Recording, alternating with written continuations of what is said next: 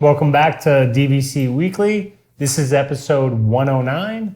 My name is Jason Erpelding. I'm the broker of Buy and Sell DVC. I'm here with Scott Ferrioli. I'm the owner of DVC-Rental.com and BuyandSellDVC.com. And today is March 8th, 2023.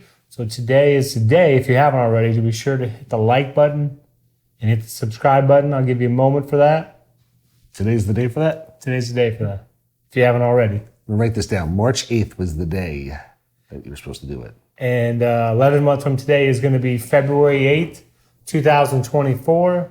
7 months from today is October 8th, 2023. As always, Buy and Sell is BuyandSellDVC.com. DVC rental side of things is DVC-Rental.com. Remember the dash to save the cash. And I'm just going to mention here real quick. I mean, this is the weekend of TPC at Sawgrass. Does that excite you at all or no? Not necessarily. No? Not hole 17? I don't know what that means. Hole 17, the Island Green? I don't. No? I don't know the specific holes at different courses. I know hole 16 at the Waste Management, hole 17 at TPC. I don't watch golf on TV. You don't watch golf? No. Oh man, I was hoping I would ask you a question. I'd be like, listen, you get 5 chances on hole 17. Are you risking all of your DVC contracts? But if you get it on the green in exchange, you get... I was going to think of something, but you don't want to play this game. I don't think I want to be risking my DVC contracts on my golf skills in any situation. if it's pitch and putt or mini golf, I don't think I'm risking it on my golf skills. So we're anyway, that's this weekend. You should check it out. It's just watch 17. Okay. And instant sale, we're going to discuss instant sale. So you mentioned last week, like you were talking, like people say, what is renting DVC? They're still not aware. So instant sale is something that when they see instant sale, it brings a lot of questions. You know, what is instant sale? Why is it called instant sale? Well, if you're an owner of DVC, you have a property. Of course, you can list the property on the market. It's going to be on the market. We're going to present you with offers. You're going to reach an agreement with the buyer. The property is going to close within 6 to 8 weeks. But sometimes we have sellers, for whatever reason, we don't even know those reasons. They need the property sold immediately. Now, some of those sellers, of course, will just list the property below market value. Like if they say, oh, I own this, I see these properties out there listed that are similar, I'm going to price mine $10 per point less than that, try and find a buyer within 3 to 5 days. And a lot of times, that will work. But sometimes these people, they don't even want to wait the 3 to 5 days. They say, I need the information on the instant sale. So what the instant sale is that your property is going to be purchased, that day. The price is going to be below market value. And it still takes 6 to 8 weeks to close. Unfortunately, it's not, I need to sell this property today, I need the funds tomorrow. Unfortunately, that does not happen. It's a real estate purchase. Right. It doesn't... And Disney's involved. Yes, and it's a real estate purchase, and you have to wait for Disney to sign off on it. Because it still has to go through Disney's right of first refusal. That takes typically, again, the timeline on that changes constantly. As of right now, that takes about 20 to 25 days. And they have to provide the estoppel information to the closing company, which is normally at the same time they waive, but not always. The closing company has to prepare the final docs, send them to you, send them to the buyer, and everyone has to return it. And the seller, unfortunately, cannot just sign the final documents electronically. They have to print them out, take them to a notary, get them witnessed, mailed into the closing company, and then it can close. So the instant sale, because the market right now, there's so many sellers, the competition amongst sellers is a little fierce right now. So some sellers are just simply opting for the instant sale. I just want to get this over with. I just want to get it sold and start the process of getting it closed. So I thought I would mention again what the instant sale is. Now, Other things to mention about the instant sale. Do you have to accept the instant sale offer right away? Of course not. Can the instant sale offer change? Yes, it can change because the market can change. So if you get an instant sale offer, say today, March 8th, and then you decide, say, 2 months from now that you want the instant sale, you know, you're going to want to have to check to see if that instant offer has changed or not. I think that covers everything on the instant sale. I would think so. It's not like the instant sale. Normally, we give like a certain amount of days. It's normally decent for a little while. But I mean, you know, again, with the market being fluid and the market also being a little, as you mentioned, I can't remember if it was last week. I think it was the week before. Which is like the market, you know, was slowly and steady for a while, and then all of a sudden, recently since COVID, it's been kind of all over the place.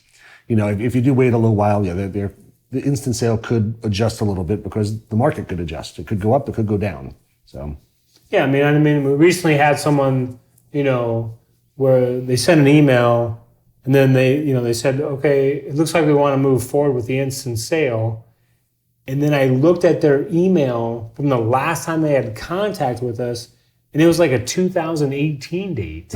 Really? So I was like, of course we're going to have to get you, you know, updated information, and we have to get updated information from you, the status of your points, you know, all those things. It's kind of like getting an offer for your car, and then you come back 5 years later and be like, all right, I'm willing to accept that now. It's like, well, hold on. Yeah. You know, five years have gone off the contract. The market's moved a little. You know, this mileage, you know, this stuff has changed in those 5 years. Yeah, I thought it was, they went straight to the point, but it wasn't like they said, hey, it's been 5 years. Can you redo it for me? Right, it's kind of like, all right, I'll take it. Yeah.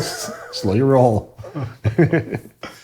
And now we're on to the food review of the week.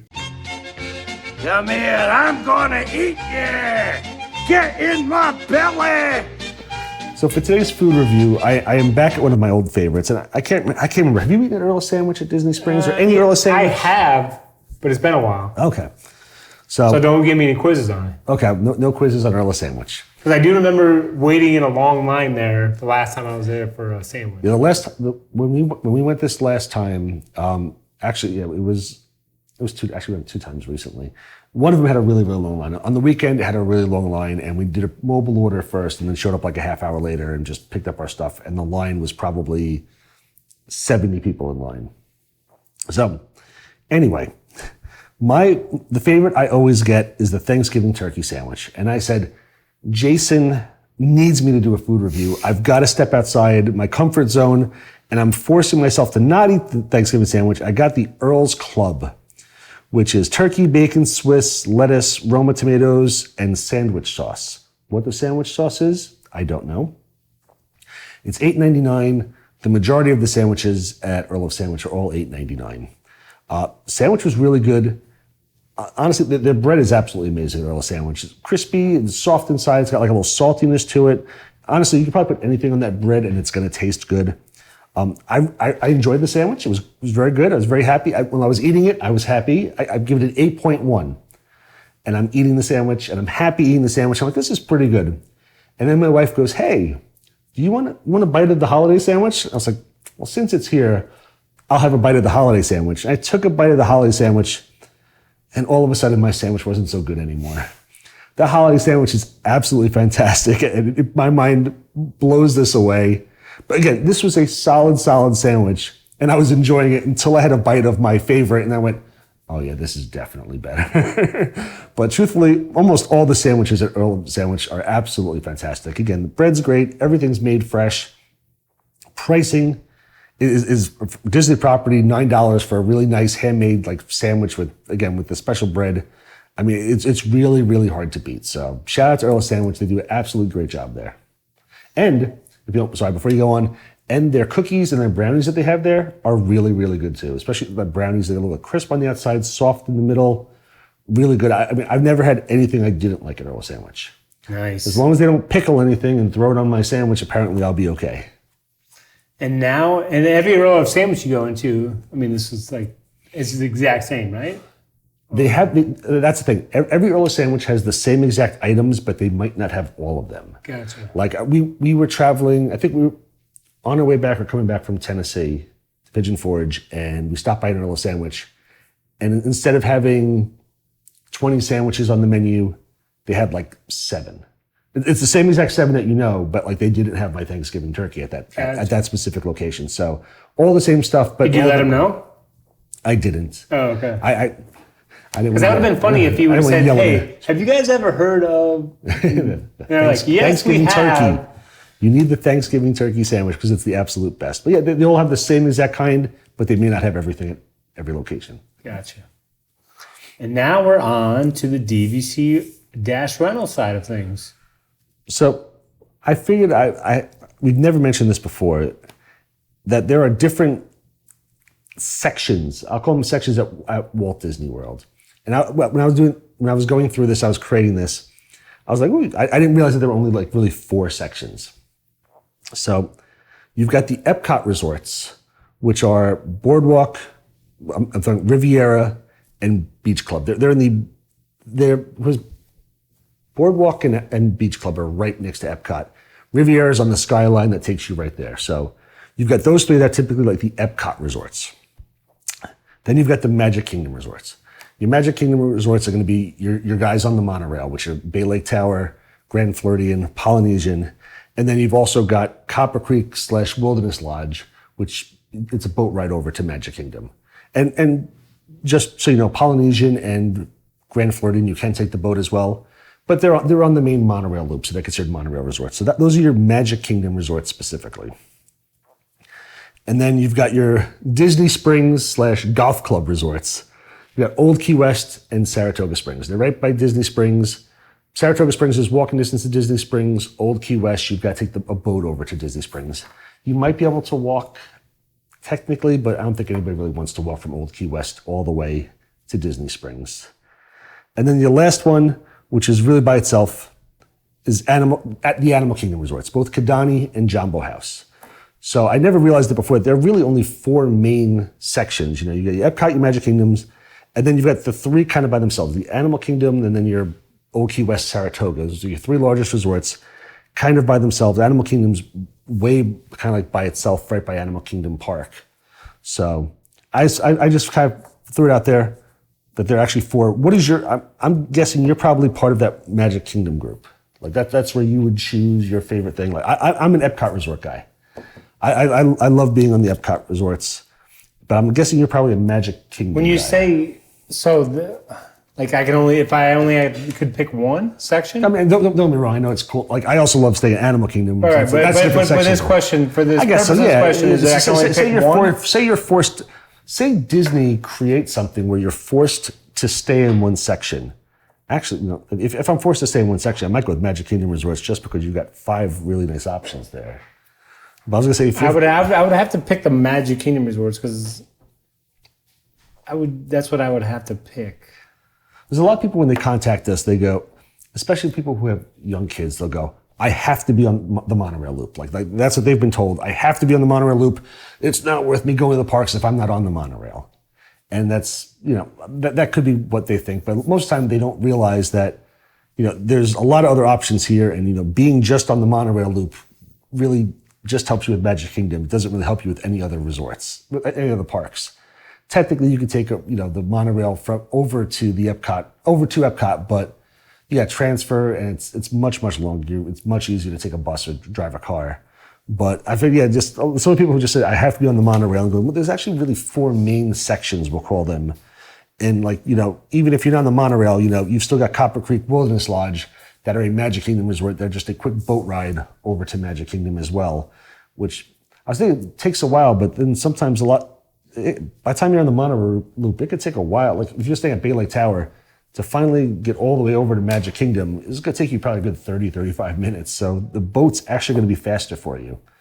So, it's funny because when when I look, like I always, again, I'm probably making assumptions I shouldn't do, but it's the couple that's vacationing that has no kids or without their kids, I'm like, oh, they're going to be at the Epcot resorts because they love going to Epcot. They love all the restaurant options at the boardwalk near the beach club.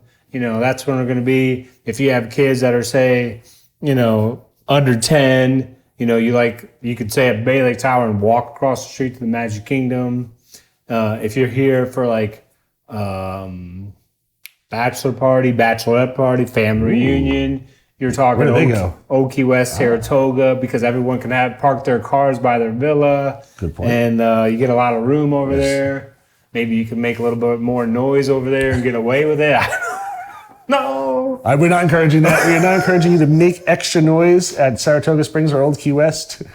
But no, I mean, you make a very good point there.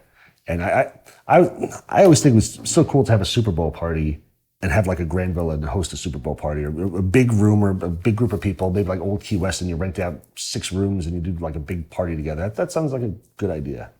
I mean, I don't know why quiet party. I'm bringing this up now. I'm bringing up something I probably shouldn't bring up again, make it to the episode again. But I see the resorts, and I just discovered, so on the pickleball forum. I was going to say, is this going to be a pickleball, or are we going back to the golf next week? On the pickleball forum, they said, is there any places to play pickleball near Walt Disney World? I saw you post that. And so, of course, I'm like, there's never, like the celebration is super close to Walt Disney World. But then somebody said that there's either pickleball court or courts at Fort Wilderness. Now, I don't know. I mean, I would think that if it was a permanent court, it'd be advertised somewhere. that someone would know that. Yeah, So I'm thinking that they just put pickleball lines on a tennis court and they have a portable net, but I don't know. And then the next day, someone said that there was not only Fort Wilderness, but I want to say they said there was pickleball at Old Key West. Really? That's what but now I can't remember. I saw you post online about Fort Wilderness. I didn't know Old Key West. So I thought, and I was like, well, that's interesting, because if that gets a little steam going, The then picklers will be in full force. yeah, then you'll be checking in, and like like when you check in at Vero Beach and they're like, there's paper airplane tossing at 1:30 or whatever. So then there's going to be like tournament at pickleball 8 a.m. open play. So I just had to mention that real quick. But yeah, I like that 4 different sections. When you break it down, I don't know why I didn't. That's true. 4 different sections. I don't know why I did it either, but I just kind like it. of discussed it. Yep, 4 main We sections. need to know your pick favorite section. Yep, let's know Your your favorite section and why. I want to know how many people go to Old Key West and Saratoga Springs and actually play golf there. It's got to be a small amount, but it's on beautiful That is golf true. courses. I don't know. I think more people would. It's got to be a small amount. I feel like pickleball is taking over golf. That's why golf numbers are. As much as I hate hearing about all the pickleball stuff, everything online is pickleball is getting huge. Big athletes are sponsoring teams. Pickleball apparently is taking over the world. It is. Jason's absolutely. He's been talking about this for years. Pickleball is taking over the world. He's absolutely correct. So I can't say anything else about pickleball. Just wait.